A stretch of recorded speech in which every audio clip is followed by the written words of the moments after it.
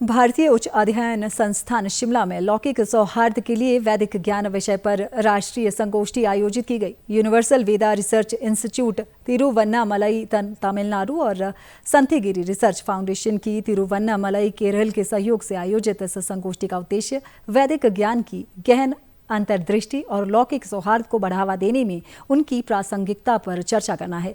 2 दिवसीय संगोष्ठी के उद्घाटन सत्र में मुख्य अतिथि के रूप में केरल के राज्यपाल आरिफ मोहम्मद खान ने भाग लिया। संगोष्ठी में देश भर के प्रसिद्ध विद्वान गहन वैचारिक चर्चाओं में भाग ले रहे हैं। संगोष्ठी में वैदिक ज्ञान द्वारा प्रस्तुत वास्तविकता के समग्र, सर्वांगीण और आध्यात्मिक दृष्टिकोण पर विशेषज्ञों द्वारा विचार विमर्श किया जा रहा है।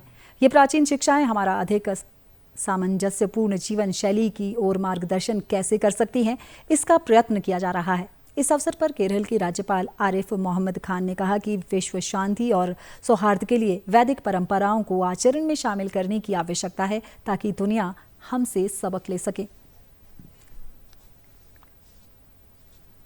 सभी संस्कृतियां और सभी जो क्रांतियां हैं वो अपने विभिन्न दौरों से गुजरती हैं।